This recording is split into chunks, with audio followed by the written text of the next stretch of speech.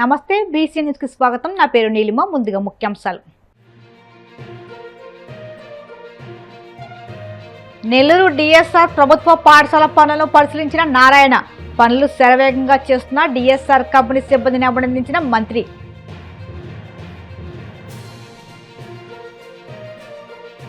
చంద్రబాబు చేతిలో మోసపోయామంటూ అమరావతి రైతులు మొదలుకొని డిఎస్సీ అభ్యర్థులు జగన్ ని ఆశ్రయిస్తున్నారు. మాజీ మంత్రి కన్నాబాబు ధ్వజం.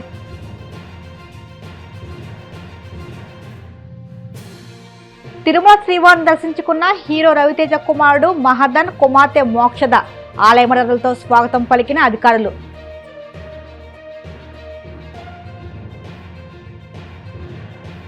కోటి చెరువు శిఖం భూమిని పవన్ కళ్యాణ్ కబ్జా చేశారన్న టీఆర్ఎస్ చీఫ్ కవిత. తెలంగాణ ప్రభుత్వానికి తక్షణమే భూమిని అప్పగించాలని డిమాండ్. నెల్లూరులో అంతర్జాతీయ ప్రమాణాలతో సిద్ధమవుతున్న డిఎస్ఆర్ ప్రభుత్వ పాఠశాల పనులను మంత్రి నారాయణ పరిశీలించారు. దాదాపు 10 కోట్ల సిఎస్ఆర్ నిధులతో పాఠశాలను ఆధునీకరిస్తున్న దేవిరెడ్డి సుధాకర్ రెడ్డిని అభినందించారు. అత్యాధునికంగా రూపుదిద్దుకుంటున్న ప్లే గ్రౌండ్ ని పరిశీలించిన అనంతరం మంత్రి నారాయణ మాట్లాడుతూ వార్డుల విభజనపై వైసీపీ అనవసర అర్థంతం చేస్తుందని, విభజన ప్రక్రియ ఇంకా కొనసాగుతుందని, నిబంధనల ప్రకారం అధికారులు వార్డుల విభజన చేస్తున్నారని చెప్పారు. డిఎస్సీ పైన వైసీపీ బురద జల్లే కార్యక్రమం చేస్తుందని, డిఎస్సీ నియామకాలు పారదర్శకంగా జరిగాయని పేర్కొన్నారు. వాళ్లు ఎన్ని చేసినా అభివృద్ధి సంక్షేమం ఆగదని, ఏపీ విద్యా వ్యవస్థలో మంత్రి నారా లోకేష్ విప్లవాత్మక మార్పులు తీసుకొచ్చారని చెప్పుకొచ్చారు.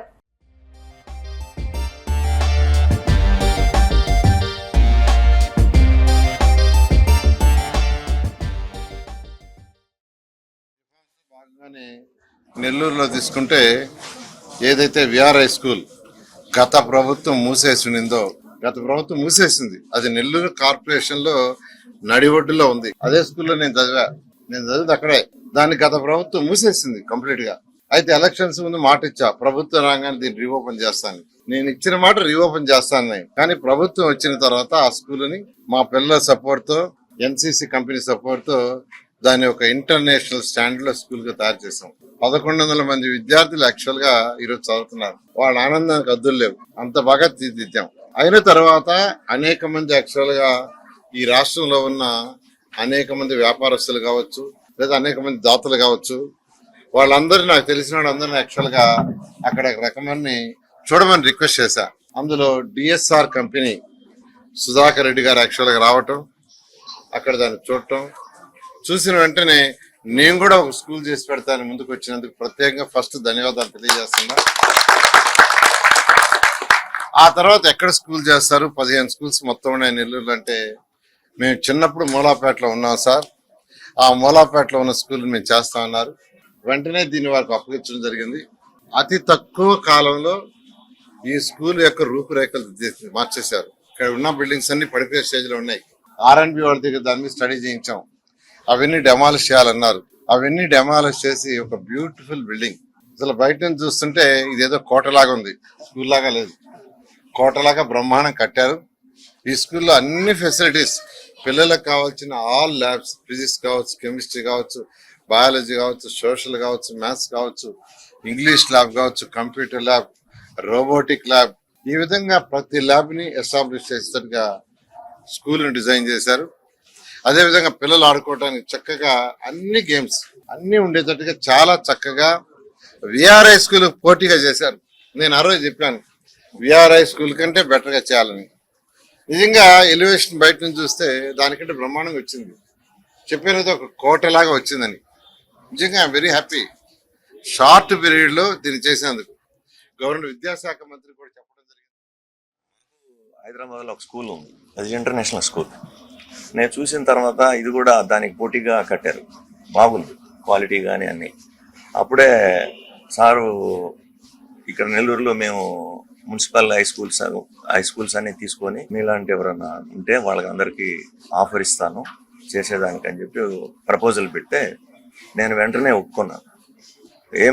మరో మాట ఆలోచించకుండా మీరు చెప్తే ఎక్కడైనా సరే నేను చేస్తానన్నా. అప్పుడు నాకు కొన్ని ఆప్షన్స్ ఇచ్చారు. ఇస్తే నేను మూలపేట హై స్కూల్ని ఎన్నుకున్నాను.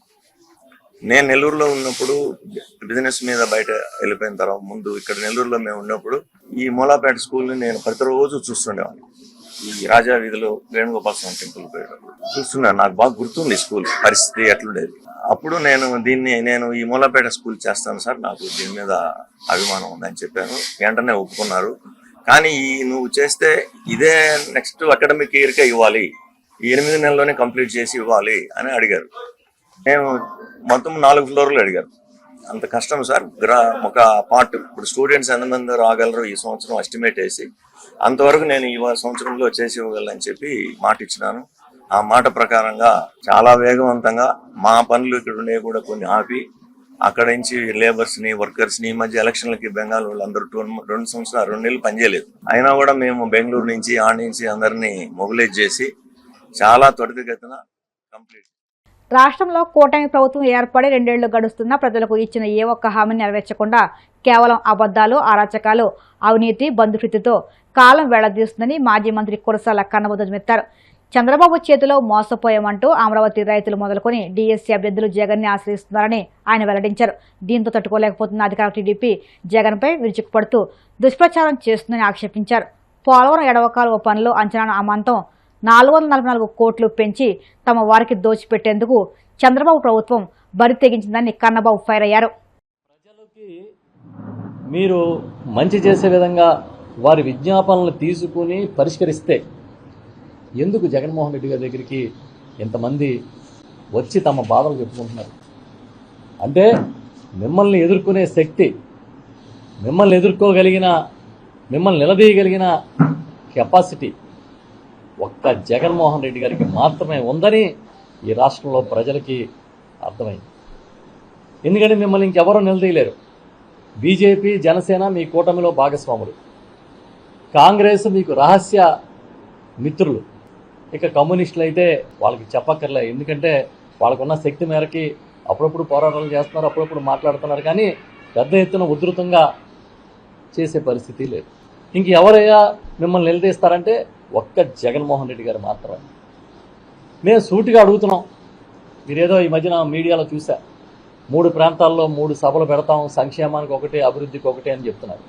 నేను సూటిగా కొన్ని మిమ్మల్ని అడుగుతున్నా. ఈ సభల్లో మేము అడిగే ప్రశ్నలకు మీరు సమాధానం చెప్పగలుగుతారా? మీరు ఇచ్చిన హామీలు నెరవేర్చామని గుండెల మీద చేసుకుని దేవుడి మీద ప్రమాణం చేసి చెబుతారా? మీ సూపర్ 6 తీసుకోండి. మీ సూపర్ 6లో మీరేం చెప్పారు? ఆడబిడ్డ నిధి ఇస్తానని చెప్పారు కదా. పెద్ద పెద్ద అడ్వర్టైజ్మెంట్లు పత్రికల్లో ఇచ్చారు కదా. ప్రతి నెల ఆడబిడ్డ నిధి కింద 18 నుండి 59 సంవత్సరాలు 50 సంవత్సరాలు ఉన్నవారికి ప్రతి నెల 1500 రూపాయలు ఇస్తానని చెప్పారు. అమలు చేశారా అని అడుగుతున్నాం. మీ నిరుద్యోగ భృతి నెలకి 3000 ఇస్తానన్నారు కదా. ఇవాళ వరకు ఏ ఒక్క నిరుద్యోగికైనా భృతి ఇచ్చారా? ఇచ్చామని మీరు గుండెల మీద చేసుకుని చెప్పగలుగుతారా? లేదా మా జగన్మోహన్ రెడ్డి గారు ముఖ్యమంత్రిగా ఉన్నప్పుడు సచివాలయాల్లో ఏ విధంగా అయితే లబ్ధిదారుల జాబితాలు పెట్టారో ఆ విధంగా ఇదిగో ఆడబిడ్డ నిధి లబ్ధిదారులు వీళ్ళు, ఈ గ్రామంలో నిరుద్యోగ భృతి పొందిన వాళ్ళు వీళ్ళు అని మీరు ఏమైనా పెట్టగలుగుతారా? మీరు 50 ఏళ్లకే బీసీలకి, ఎస్టీలకి, ఎస్సీలకి పెన్షన్ ఇస్తానని హామీ ఇచ్చారు, గుర్తుందా? ఉంటే అమలు చేస్తారా లేదా? చేస్తే ఎప్పుడు చేస్తారు? చేసేసి ఉంటే అది కూడా చేసామని మీరు భావిస్తే ఎంతమందికి ఇచ్చారు? తల్లికి వందనం అన్నారు. జగన్మోహన్ రెడ్డి గారు ఇచ్చిన అమ్మఒడి పథకాన్ని కాపీ కొట్టారు. కనీసం పరీక్షలో కాపీ కొట్టి పాస్ మార్కులన్నా తెచ్చుకోవాలి కదా. జగన్ గారి పథకాన్ని కాపీ కొట్టి అమ్మఒడిని తల్లికి వందనం అన్నారు. ఆయన ఒక్క పిల్లాడికే ఇస్తే ఎంతమంది విద్యార్థులు ఉంటే అంతమందికి ఇస్తా ఉన్నారు. మరి అదే నిజమైతే ఇవాళ సుమారు ఇక్కడ ఉన్న విద్యార్థుల కన్నా ఎందుకు విద్యార్థుల సంఖ్య తగ్గింది? మేము అడుగుతున్నాం, చెప్పండి. ఎందుకు తగ్గింది విద్యార్థుల సంఖ్య? ఇంచుమించుగా అమ్మఒడిలో అంటే ఇప్పుడున్న ఏది తల్లికి వందనంలో 87,41,885 మంది విద్యార్థులు ఉంటే వాళ్ళలో 20 లక్షల మందికి మీరు ఎగ్గొట్టారు. 13,112 కోట్లు బడ్జెట్ కావాల్సి వస్తే మీరు కేటాయించింది 8,456 కోట్లు, ఖర్చు పెట్టింది 8,389 కోట్లు చెల్లించింది. అంటే ఎగ్గొట్టారని ఇక్కడ క్లియర్గా అర్థమవుతుంది కదా. ఓకే, ఫ్రీ బస్సు 16 కేటగిరీలు పెట్టారు. బస్సులు 16 కేటగిరీలు ఉన్నాయి. 5 రకాల కేటగిరీ బస్సులు ఎక్కారు. ఇంకా బస్సులో ప్రయాణం చేసే మిగతా ప్రయాణికుల సంగతి పక్కన పెట్టండి, మహిళలు మిమ్మల్ని ఏ విధంగా తిడుతున్నారో ఒకవేళ సీక్రెట్ కెమెరాలు ఉన్నా లేకపోతే మీది ఉన్న ఏ టెక్నాలజీ వాడి చూడండి ఒకసారి మిమ్మల్ని ఏ విధంగా మీ ప్రభుత్వాన్ని మాట్లాడుకుంటున్నారు. ఈ 2 ఏళ్లలో 1 లేదా 2 మరి 6 సిలిండర్లు కదా ఇవ్వాలి, అది కూడా ఇవ్వాల్సిన వాళ్ళకి ఇచ్చారా? ఇవాళ అన్నదాత సుఖీభవ అది మా జగన్మోహన్ రెడ్డి గారు ముఖ్యమంత్రిగా ఉన్నప్పుడు పెట్టిన రైతు భరోసా పథకానికి కాపీ కొట్టిన ఈ పథకానైనా సక్రమంగా అమలు చేశారా అంటే అది కూడా లేదు. ఫస్ట్ ఇయర్ మొత్తం ఎగనామం. 2వ సంవత్సరం వచ్చేటప్పటికి 53,52,000 మంది అంత ముందున్న రైతు భరోసా లబ్ధిదారులు అయితే మీరు అందులో 46,86,000 మందికి అంటే సుమారు 7 లక్షల మందికి కోత ఇస్తారు. గిరిజనులకి మనం పట్టాలు ఇచ్చి ఆ రోజు గిరిజన రైతులను కూడా దీంట్లో భాగస్వాములను చేసి రైతు భరోసా ఇస్తే ఇవాళ మీరు ROFRని మంగళం పాడేశారు. అది లేదు. ఇవాళ వరి దగ్గర నుంచి మొదలు పెడితే జొన్న, మొక్కజొన్న, అరటి, కంది, పెసర, బత్తాయి, టమాటా, ఉల్లి, పొగాకు ఏ పంట అయినా తీసుకోండి. పలానా పంటకి ఈ రాష్ట్రంలో గిట్టుబాటు ధర ఉందని చంద్రబాబు నాయుడు గారు మీరు చెప్పగలుగుతారా? కొన్ని మార్కెట్ ఇంటర్వెన్షన్ చేసి మేము ఇంత కొన్నాం, ఇగో పసుపు కొన్నాం, పొగాకు కొన్నాం, లేదంటే అరటి కొన్నాం, టమాటా కొన్నాం అని చెప్తారా? ఏ రైతుని మీరు ఆదుకున్నారో మీరు డైరెక్ట్గా చెప్పగలుగుతారా?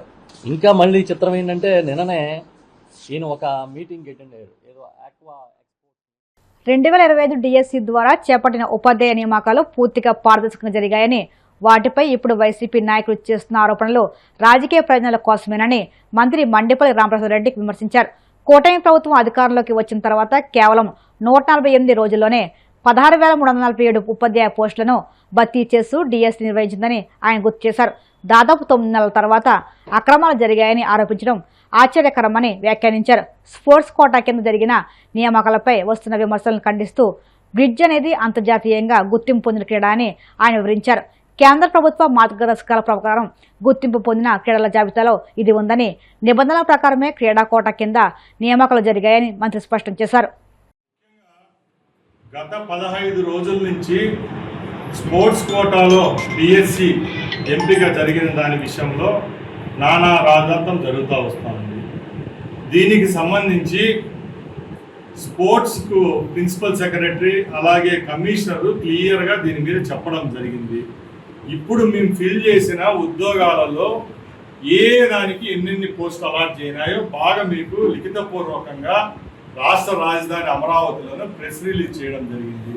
నేను ప్రతిపక్షాలకు ఒకటే అడుగుతున్నా, మీరు పోరాటం కాదు, ఈ యొక్క అలాట్మెంట్స్లో ఎవరైతే నష్టం జరిగిందో అభ్యర్థులు ఎవరన్నా ఉన్నారో వాళ్ళ ద్వారా న్యాయ పోరాటానికి సిద్ధంగా ఉండాలని వాళ్ళని కోరేమో తప్పక మీకు న్యాయ పోరాటం చేసే హక్కు లేదు సార్. దాని గురించి నిన్న జరిగిన మీటింగ్లో కూడా మా ప్రిన్సిపల్ సెక్రటరీ మా కమిషన్ క్లియర్గా చెప్పారు. మామూలుగా గేమ్ అనే దాంట్లో, కార్డ్స్ అనే దాంట్లో కూడా దాంట్లో ఒక బ్రెయిన్కి సంబంధించి చెస్ సెట్లో కార్డ్స్ అనేది కూడా బ్రెయిన్కి సంబంధించింది. కత్తి అనేది మంచిగా వాడుకోవచ్చు, చెడ్డగా వాడుకోవచ్చు. కత్తిని కూరగాయలు కోసుకొని జీవన ప్రమాణాలు పెంచుకునేదానికి వాడుకోవచ్చు, హత్యలు చేసేదానికి కూడా వాడుకోవచ్చు. దీన్ని ప్యాకాట్ అనేదాన్ని ఒక మంచి కారణంగా ఐక్యూ పెంచే జాబ్గా, ఐక్యూ పెంచే గేమ్గా మేము చూసామే తప్పగా ఎక్కడ గోవాలోనో లేకపోతే అంతర్జాతీయంగా జరిగే కొన్ని లాస్ వేగాస్లోనో ఈ ఆడే గేముల్లాగా మేము ఎక్కడా పరిగణించలేదు. దానికి సంబంధించి ఇంతవరకు ఎవరికి కూడా జాబ్ కూడా కేటాయించలేదు. కాబట్టి అలాంటివి ఏమైనా ఉంటే న్యాయ నిపుణులతో మేము మరొకసారి క్షుణ్ణంగా మా స్పోర్ట్స్ అథారిటీ తరఫున పరీక్షించి అలాంటి తప్పులు నిజంగా అది తప్పు అయినప్పటికీ రేపు రాబోయే కాలంలో ఇప్పుడు కాసేపు ప్రకటనలు.